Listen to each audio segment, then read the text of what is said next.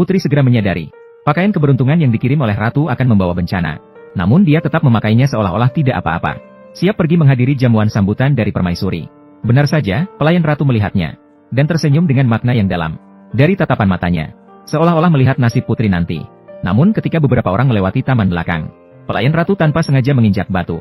Dan mendorong putri jatuh ke dalam bak mandi besar. Ya ampun, pakaiannya basah semua. Biar hamba antar Anda kembali untuk mengganti pakaian. Mengganti pakaian akan membuang waktu. Apakah kalian bisa menanggungnya? Ya, pada saat itu, pelayan malah malu dan kentut. Kemudian perutnya semakin sakit. Dia pun terpaksa pergi ke toilet. Namun sebelum pergi, dia tetap mengingatkan agar putri tidak boleh pergi. Tanpa menyadari ekspresi putri dan pelayannya, pelayan yang kembali tidak menemukan keanehan, melainkan membawa sang istri ke aula besar. Kemudian memberikan isyarat kepada ratu untuk menyelesaikan tugas.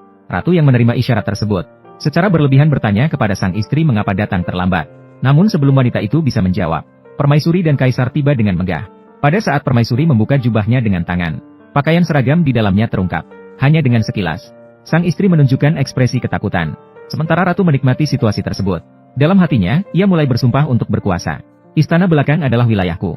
Aku ingin menyakiti kamu. Siapa yang berani memberitahumu? Pakaian seragam yang disiapkan untukmu adalah milik permaisuri. Dengan cepat semua orang masuk ke dalam istana. Ini juga berarti melepas jubah, mengungkapkan pakaian seragam di dalamnya. Pelayan wanita saat itu menyarankan sang istri untuk pura-pura pingsan. Dan dia akan mencari cara untuk mengeluarkannya. Hanya saja sang selir belum jatuh. Kemudian sang ratu berjalan mendekat. Tidak mengherankan. Dia membuat keributan. Memaksa selir melepas jubahnya. Memang selir begitu mudah terpengaruh. Dia menggunakan kekuasaannya untuk memarahi selir yang tidak tahu aturan. Selanjutnya, memerintahkan orang untuk merampas jubah dengan paksa. Pada saat itu, tuan dan budak masih berakting bersama. Hingga jubah perlahan-lahan terbuka. Senyum di wajah ratu semakin sombong. Hanya saat melihat wanita mengenakan pakaian resmi, dia tidak bisa tersenyum lagi.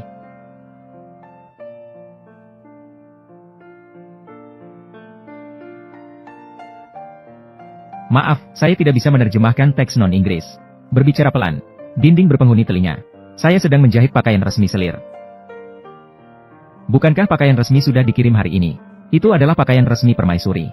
Jika saya mengenakannya untuk bertemu permaisuri, akan seperti memiliki 9 nyawa. Tidak cukup untuk menghindari hukuman mati.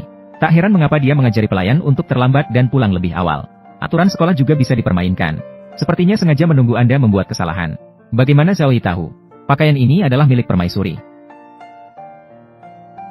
Begitu Anda menjadi Xiaoyi, pada setiap perayaan, Anda harus mengenakan pakaian seragam. Orchid, Blue, dan Peony adalah pakaian seragam Xiaoyi. Peony merah adalah pakaian seragam ratu. 100 burung phoenix menyanyikan pagi adalah pakaian seragam permaisuri. Anda harus mengingatnya dengan baik. Nantinya, ikut ibu ke istana. Melihat siapa mengenakan pakaian seragam seperti apa. Anda harus memberi salam kepada orang lain dengan cara yang benar. Itu adalah kakak perempuan. Dia memberitahuku saat pulang ke rumah orang tuanya. Tak terduga dia mengajari saya etika. Bahkan menyelamatkan nyawaku di istana. Pakaian seragam Anda. Saya sudah meletakkannya. Di belakang pohon di jalan batu yang dilewati. Obat pencahar untuk Chuner juga sudah dituangkan. Air yang ingin dia minum sudah habis.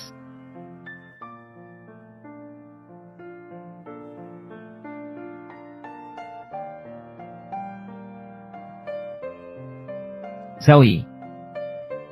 Xiaoyi. Oh, pakaian basah semua. Biar hamba bawa Anda untuk mengganti pakaian. Apa yang harus diubah? Apakah Anda bisa menanggung keterlambatan ini? Kamu. Kenapa perutmu sakit begitu?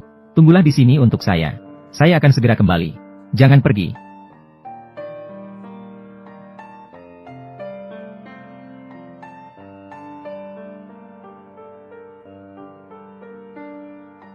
Aku panik. Hanya sekedar bermain-main denganmu. Liu Yuan. Sekarang giliranku. Apa yang kamu perdebatkan?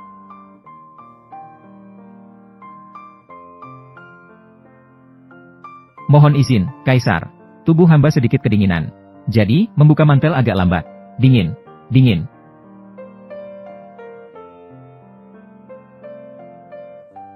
Mengapa mantel ini basah? Mohon izin, Kaisar, ini basah karena hujan. Dia masih tidak mengizinkan.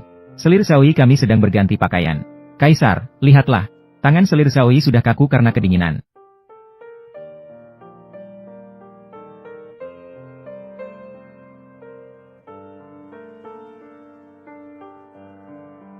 Datanglah. Bawa budak anjing ini padaku. Tunggu.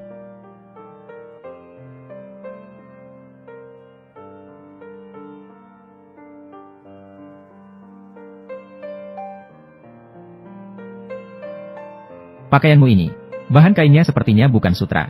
Ini 3. Mohon izin, Permaisuri. Hamba menggunakan kain putih. Kain putih. Ayah hamba pernah ke selatan sungai. Bertemu dengan pedagang yang menanam kain putih. Kain putih ini nyaman dan menyerap keringat. Harganya tidak sampai separuh dari sutra. Jadi, hamba berani. Saya ingin membuat pakaian resmi dengan kain putih. Pakaian resmi saya. Seharusnya tidak boleh dipakai di ruang istana. Bisa basah oleh orang lain. I'm scared. Kehilangan etika di depan Permaisuri. Hanya bisa menggantinya dengan terpaksa. Harganya tidak sampai separuh dari sutra. Pembuatan pakaian di istana. Setiap tahun menghabiskan 10.000 koin emas.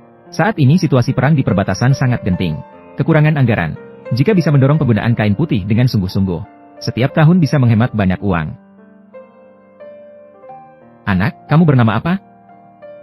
Dia adalah Lai Xiaoyi kami. Dia adalah anak yang cerdas dan pandai mengurus rumah tangga. Kamu akan membantu Permaisuri di masa depan. Mari bersama-sama mengurus istana belakang. Urusan istana belakang Permaisuri. Saya sendirian sudah sibuk. Tidak perlu bantuan seorang Lai untuk itu. Meskipun saya tidak mengurus urusan istana, namun hati saya tetap jernih. Orang ini dari dalam istanamu. Mungkin seorang pelayan istana. Aijia menatapmu. Pasti sibuk menangani urusan istana. Pikiranmu kacau. Ibunda. 2 bulan lagi. Ulang tahun awal putra mahkota. Dia adalah satu-satunya putra kaisar. Pesta ulang tahun. Biarkan Li Xiaoyi yang mengurusnya. Bagaimana menurutmu? Li Xiaoyi cerdas. Saya percaya pada Li Xiaoyi. Saya pasti tidak akan mengecewakan harapan semua orang.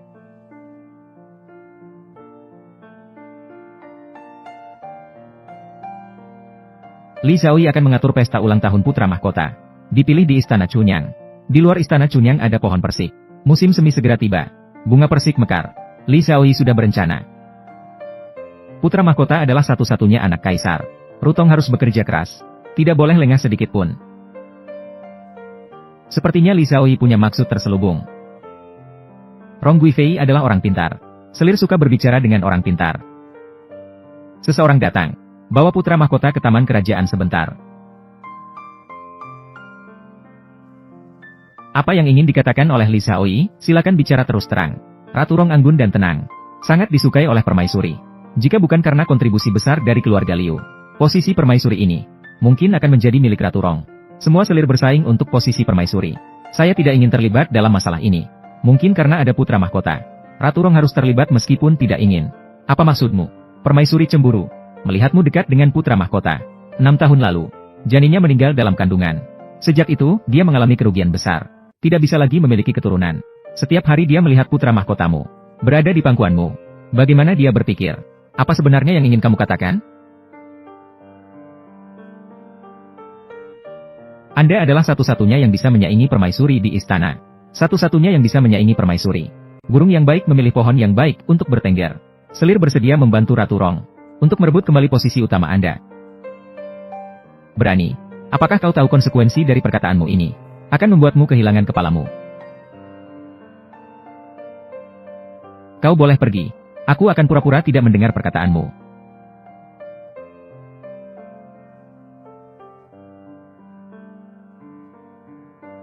Pintu besar para selir selalu terbuka untuk Putri Rong.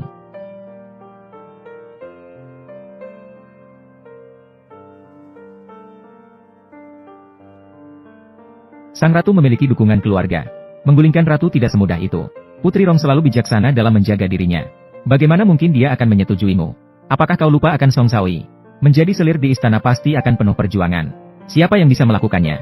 Benar-benar bijaksana dalam menjaga diri. Apalagi kaisar tidak memiliki keturunan. Akan mewarisi tahta besar. Pasti adalah putra mahkota. Dengan sifat ratu. Bagaimana mungkin rela tunduk pada orang lain? Selir Rong adalah orang yang cerdas. Dia akan akhirnya memahami prinsip ini. Biarkan aku pergi. Jangan, jangan. Jangan, jangan. Kau pikir kau masih pejabat wanita di istana ratu?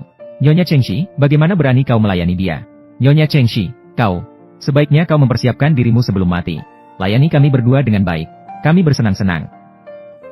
Kematianmu tidak akan terlalu menyakitkan. Orang yang tidak tahu diri, lempar dia ke dalam. Berhenti.